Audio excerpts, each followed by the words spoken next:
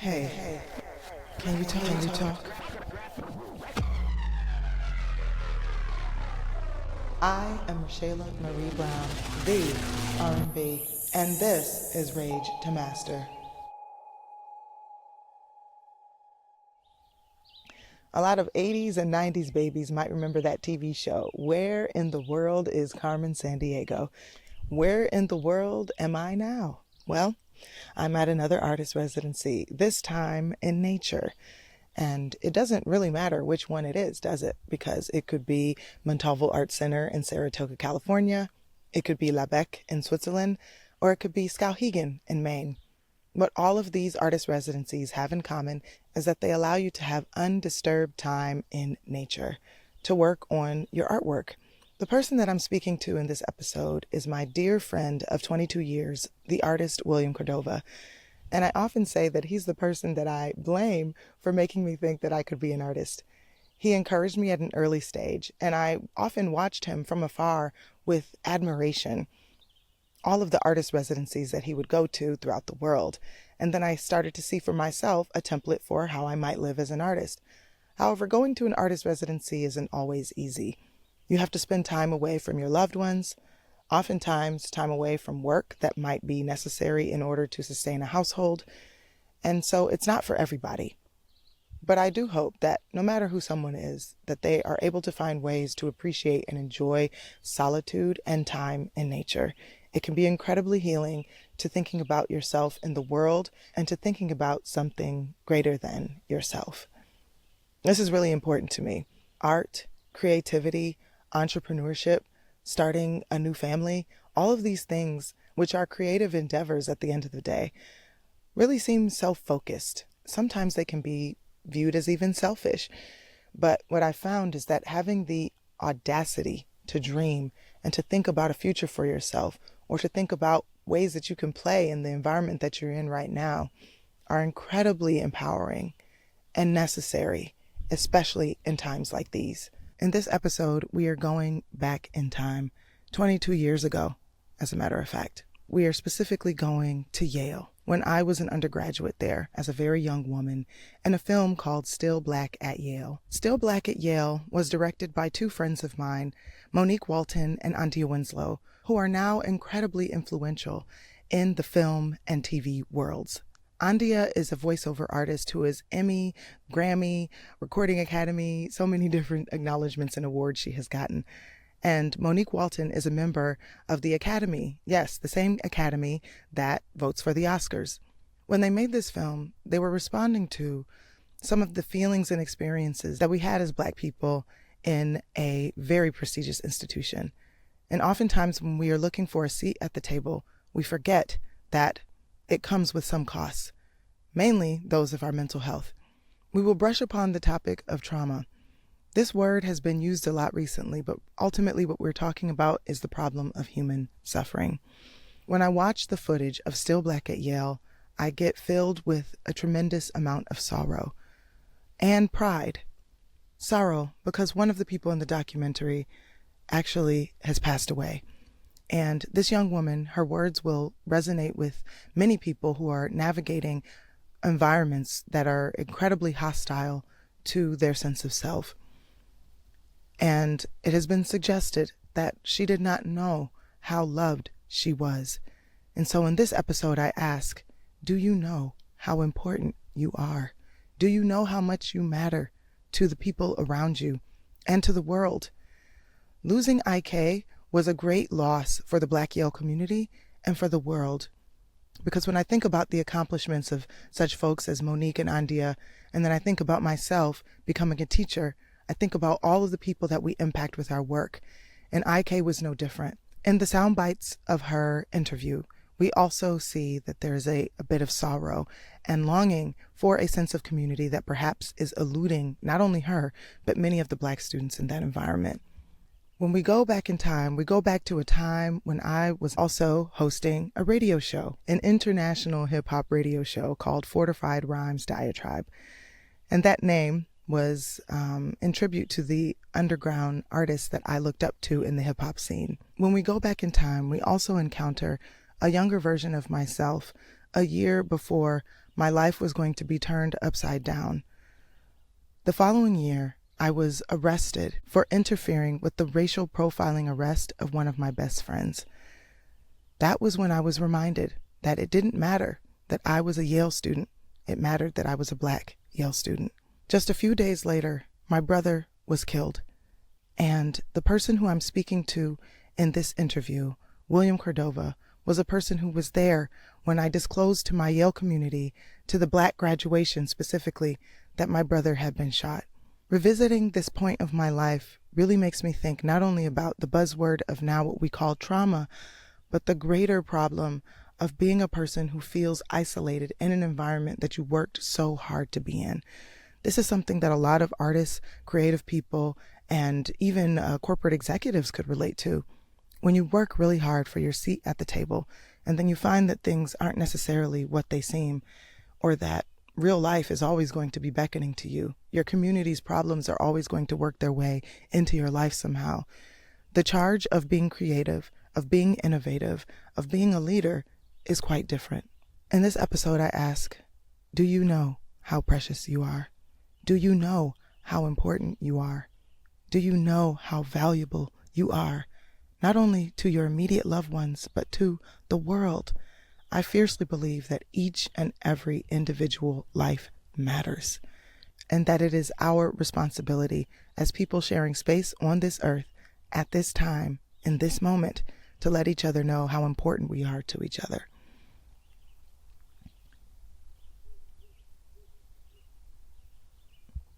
This episode is dedicated to my brother, Marques Hammond. He was a brilliant artist and a DJ who was incredibly sensitive. And like many people of color, those artists that he looked up to were the spaces in which he found himself reflected. He was a huge fan of hip hop, and so was I. Marques was a brilliant DJ known as Midas. That is the man with the golden touch. He was a vinyl DJ. That means he worked with 2 turntables and was an avid fan of 80s hip hop. In this episode, we'll also see clips of a performance that I did in tribute to Marques. It took me almost 20 years to really think about the impact of his death on my life and my path as a creative person, as a teacher, as an artist, and as a sister. I want to acknowledge young men like Marques who look up to figures that they see in pop culture as the only example of what their creativity can be. This goes for a lot of us. We look up to those examples that we can see ourselves reflected in. But what I have been attempting to reclaim is a sense that my creativity is boundless, that it doesn't have to go into any particular industry just because that is where people like me most likely will be rewarded for our creativity. I had to go through this in corporate America, where I was working in advertising at Coca-Cola.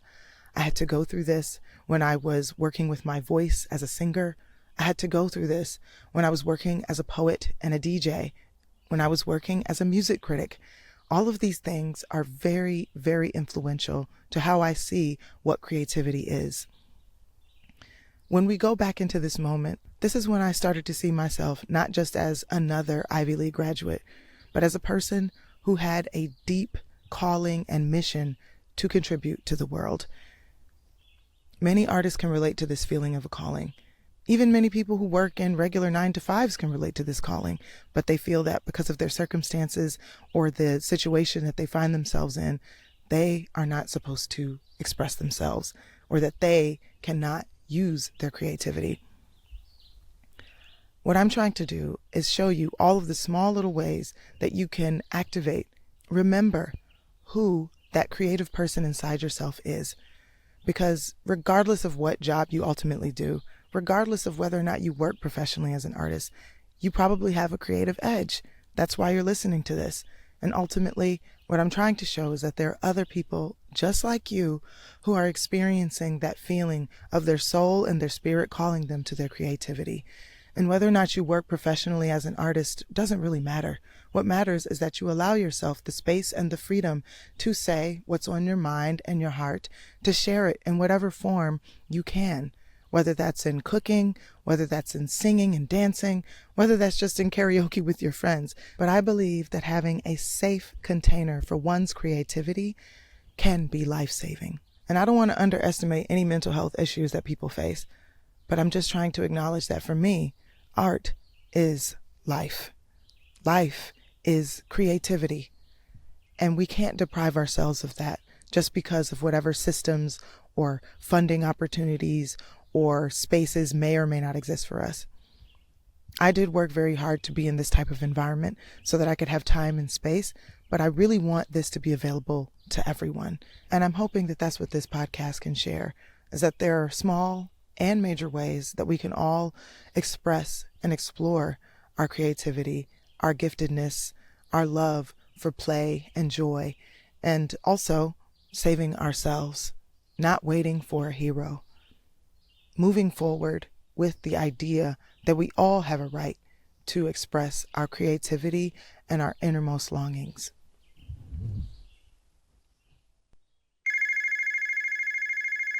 William, I just want to say thank you for agreeing to have this conversation with me and really allow me to experiment with the podcast format with you. Mm-hmm. First off, I just wanted to say that, and also to give a little bit of background that, I mean, it's kind of insane to think about, but we've known each other for more than 20 years, right? October 2004. Yeah, 20 years. It just seems like yesterday to me. I know. You inspired me to want to become a visual artist full time, for better or for worse. Okay.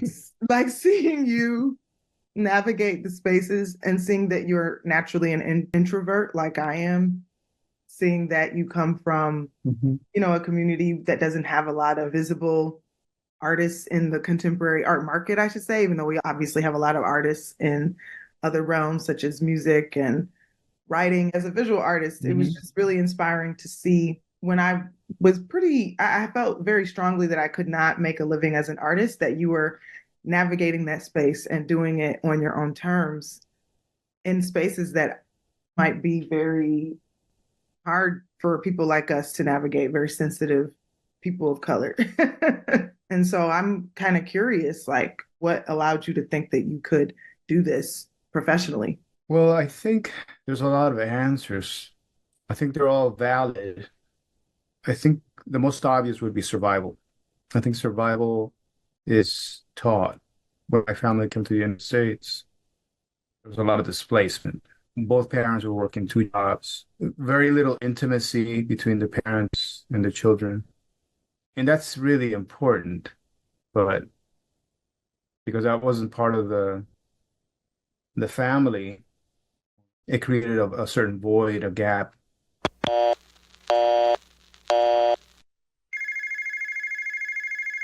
Hello? Hey. Hey. Okay. Sorry about that. It's raining heavy here. So it's going to have that audio quality of a phone call, which I think is fine. I realized that as an extremely sensitive child and adult, as an adult, I've created a lot more boundaries in order for me not to be affected by the ills of society. As a child, I just consumed everything. And I realized that I'm the type of person that only needs a drop of water. I don't need the ocean. I just need a drop of water to grow a tree or to go the distance. If you tell me to do one drawing, usually in school, in college, junior college, I would do 30, 50 different drawings. Most people would do 2 or 3. I don't see it as overachieving. For me, it was the fact that I can't stop. It's like a leaky faucet. I just cannot stop generating ideas. I realized early on, when I was maybe 4 years old, obsessing over drawing, and actually a Volkswagen Beetle, because my uncle had one. That's my way of responding and saying that who influenced me in the arts wasn't necessarily an individual, but it's the way that I was shaped, the way that I was created. When I made conscious decisions about visual artists, it would have to be, visual artists would be Jean-Michel Basquiat, But before him, I would have to say that it was Stevie Wonder and Prince, because they were both, like Sly Stone, producing, recording, writing, all their material. Especially Stevie Wonder in the 70s. He was producing huge, phenomenal hits and shifting his direction every time that he released an album. And he was playing everything. Prince, of course, took that to a different dimension. Right. And we were all aware of it, and we were all in awe. And I accepted them as artists, creative artists, creating these different magical dimensions for us, which I would wallow in all the time. And eventually I got into the arts because of one of my teachers in junior college, who convinced me that I didn't know anything about anything and that I should try at least one class in order to understand before I opened my mouth and dismiss contemporary art. He didn't inform me about artists or anything like that. He just told me, just take one, and if you don't like it, I'll give you your money back. That was a good enough deal, and I went and did it. Mind you, this is after 4 years of being in junior college and not necessarily achieving much because I was a terrible high school student, and my GPA was .94 at the time. But it was a transformative moment for me, and it allowed me to, for the first time, take a risk and pursue something that I knew deep inside made me happy. So I did it, and I never looked back. Trauma played a huge role in my obsession. I started to draw comic books and short stories as a child as a way to cope with violence. I retreated to my room to draw, make comic books as young as I was 11 years old, up until I was 17. I was just reading a lot of magic realism, comic books, and then music in that order. Because there was no safety outdoors. It was extremely violent. And part of the reason my grades were terrible in high school and middle school was because of that. But that all went undiagnosed. I didn't realize about that until later on. Seeing people get killed, friends, things like that, locked up. It was an intense, very, very intense period. I got through it by relying on the art as a coping tool.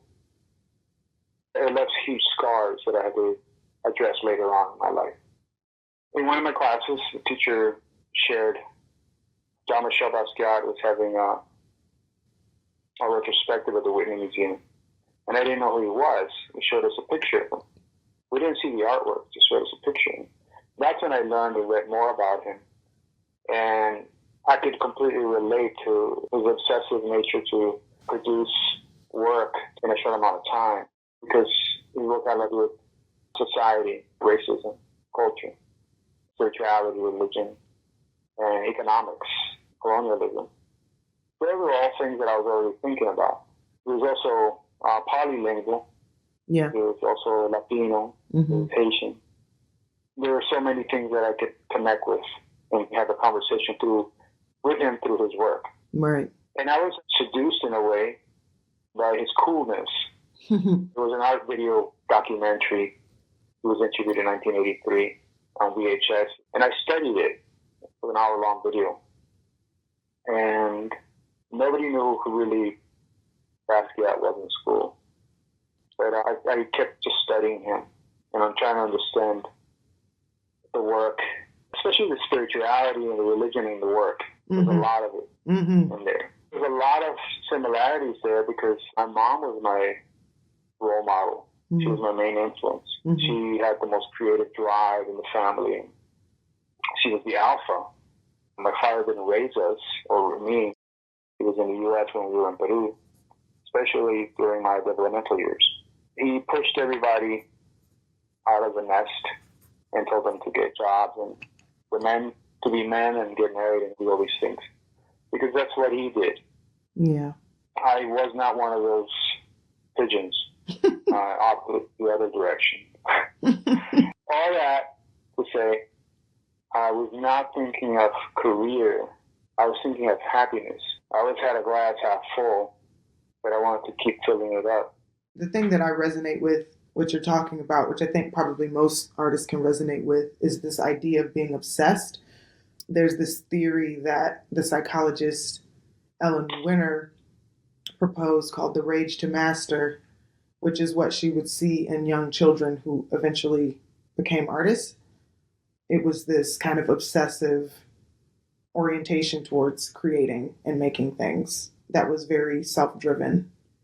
And I think, yes, looking at people like Jean-Michel Basquiat and Prince and Stevie Wonder, obviously, when we hear about their childhoods, we know that that is very much the case. And something that I've always resonated with, but the thing that is probably a bit different for me, is that I was really good in school. Like, I would get good grades. What that would actually do was make me a target for bullying. And my art kind of became a space for me to process and resolve trauma and to isolate myself away from other people after essentially being punished for being good at something. I'm curious, because in addition to that transition of showing your work publicly, you also went to Yale. And so I'm curious what kind of strategies or things you had to deal with as your relationship to your art might have changed, or the relationship to the public might have changed, because now there's a different type of interest in what you're producing. Grad school came at a point where institutions of higher learning had embraced the phenomenon of hip hop. Yeah. I would say most of us, when we were entering Yale and those before me, because I entered Yale in 2002, our Quran, our Bible was Flyboy into buttermilk. So we kind of inadvertently created this collective that lasted about 10 years because we understood that we were a minority, not only racially, but also culturally. For that reason alone, it was impossible for faculty to understand. So we had to provide for ourselves. And then one says, well, why would you all keep going to institutional higher learning? Well, isn't that the human struggle is to keep going to try and achieve things. Right. We had aspirations. I would say I didn't want to sit at the table. I wanted to burn down the house. Right. And create anew. Yeah, there was a young brother with long locks who came into the MFA building. He saw me on the computer and he said, "Are you a graphic designer?" So you need to come to the AFM house. I said, "What's that?" And he recruited me. Oh, nice. So I went over there. Yeah. And so I went over there and it felt comfortable. Yeah. Just because of the way I was raised, I just felt comfortable there. I didn't feel comfortable in the MFA building because that was like being in a hospital. Yeah.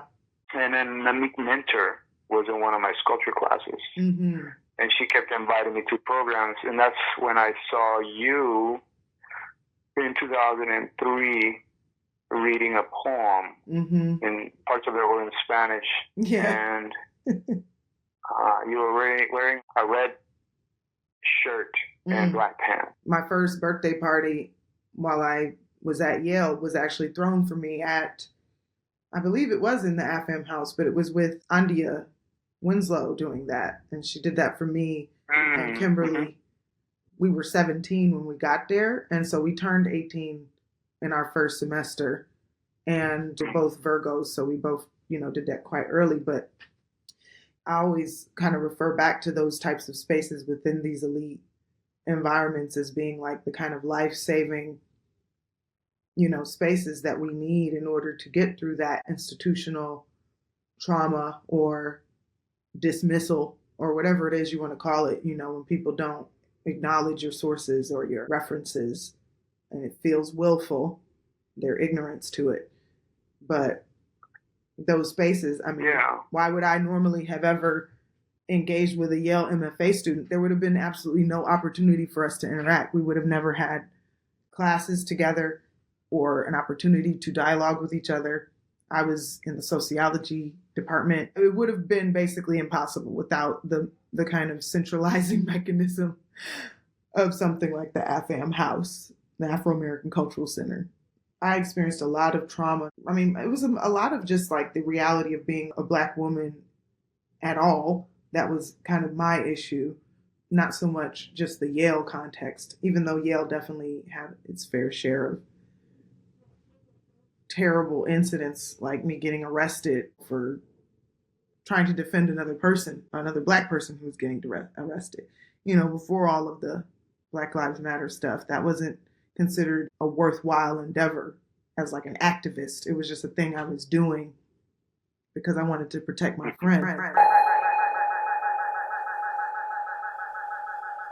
It started out as a project when I took this class called American Change, or Change in the American City, New Haven, a public city, by Doug Ray and Company. And it was my freshman year, and I wanted to do a project about something related to New Haven. Well, actually, everyone had to do that project, and I chose to focus on an aspect of Blackness at Yale, or Black culture at Yale, or Black influence at Yale. And I went to the library, to the manuscript archives, and I only found one item.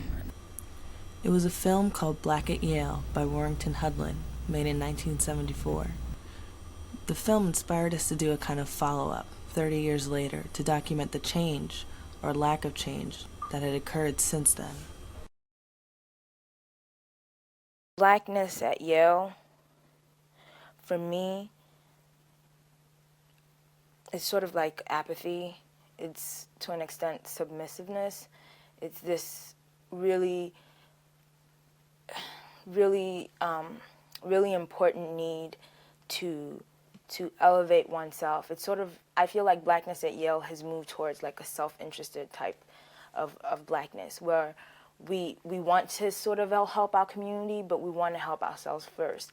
And we all expect to get to that level, and then, sort of like trickle-down economics, sort of our strength and our achievements will then trickle down to the poor Black people. But we know it doesn't happen like that, because we have a lot of Black elites up there that doesn't really trickle down like that. So Blackness at Yale, for me, is just something that I feel like I'm not really that comfortable with. It quickly became apparent during my time at Yale that despite the significant strides that had been made by Black students who came before me, Black students still did not fit the face of what Yale had traditionally come to represent. And every so often, someone, whether it was a professor, a police officer, or a peer, would remind us, all of us, that we still had our place, not only at Yale, but in the rest of society.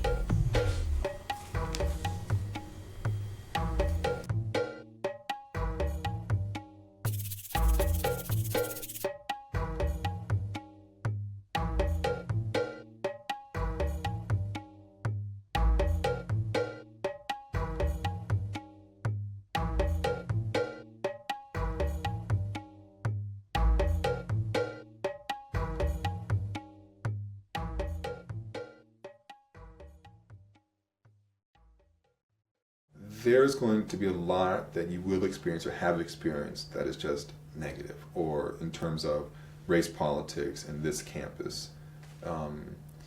There's going to be a lot that makes you wonder, like, why did I do this? Why am I doing this to myself? This place is alienating, this place is mean, this place is whatever. The students let in are, also bougie, or they're all this or that or whatever. And so it's easy, I think, it's tempting to feel alienated and removed, and I just don't want to be part of this any longer kind of sensation. Well, the fact is, that's too easy of an answer. All those things are true, but it's too easy to only get frustrated by it. Because the fact is, you are Yale as well. It's too easy to say that Yale is admitting all these students, or there are all these politics that I just can't deal with. Well, the fact is, you're part of Yale also. And so it's important to let people understand that, being Black at Yale can be strange, frustrating, can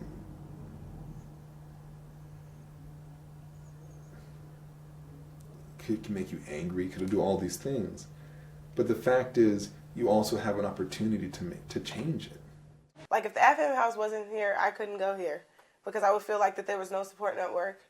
like for a place where there is obvious like racism. And what's even more annoying is that now people feel like we're such in like a colorblind society that they try to gloss over their like underhanded racist comments, and they don't even realize that they're being racist at the time.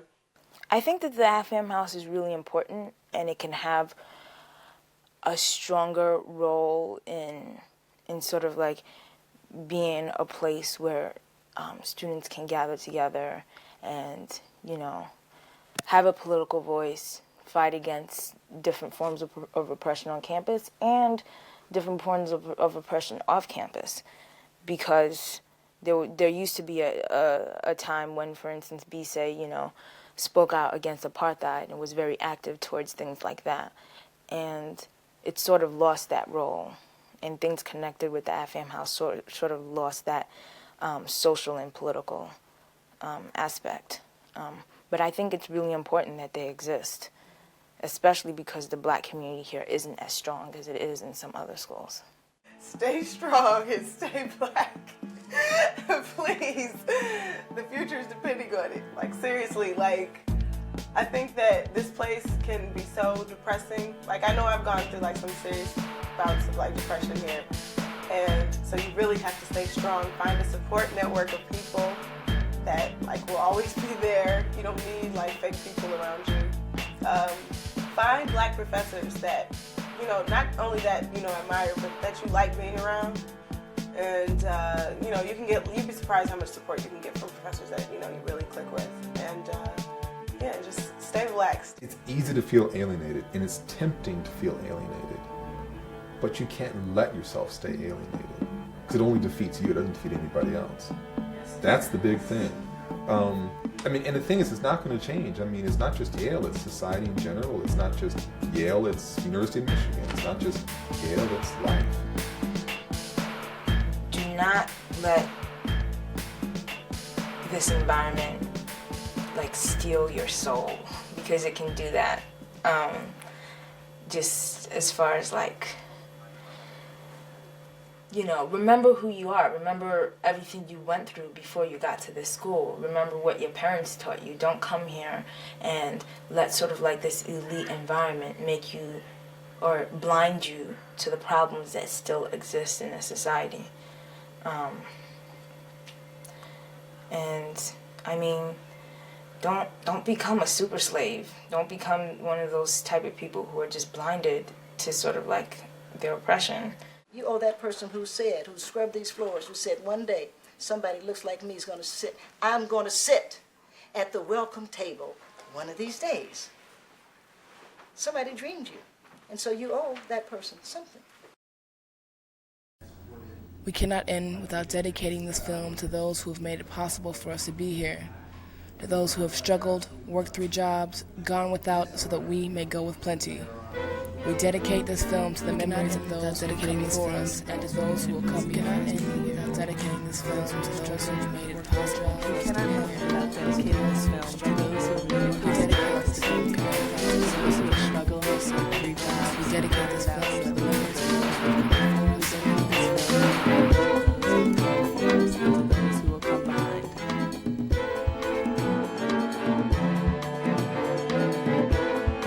Us. Marques was a young black man. I am a 42-year-old black woman. He was 20 years old. I was 21. We both were creative.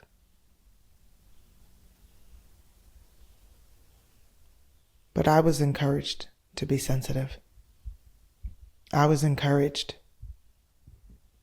Girls are allowed to cry. But I know I'm not safe either. What will become of us?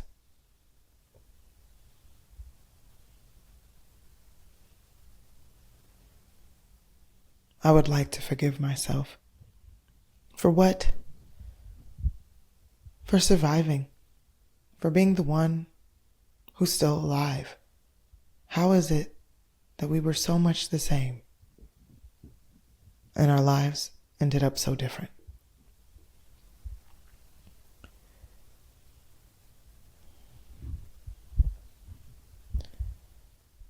I used to say if he was a girl, I would have to hate him for being so beautiful. I don't watch the news.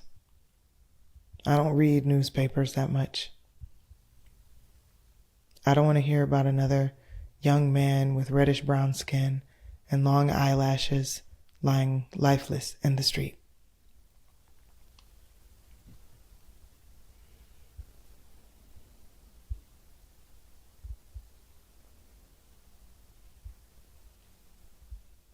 I inherited the turntables from his best friend who shot him. His friends and our brother Matthew named his son after him. We are all in denial. We don't talk about him that much, but we should.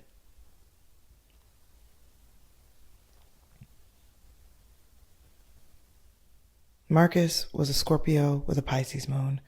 I'm a Virgo with a Pisces moon. We're both prone to depressive thoughts. He wanted to be free. Me too.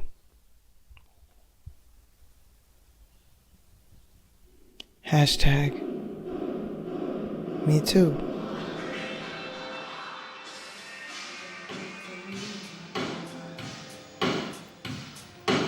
When they reminisce over you, my God. When they reminisce over you, my God. When they reminisce over you, my God. When they reminisce over you, my God. Once upon a time, not long ago, when people wore pajamas and lived last slow.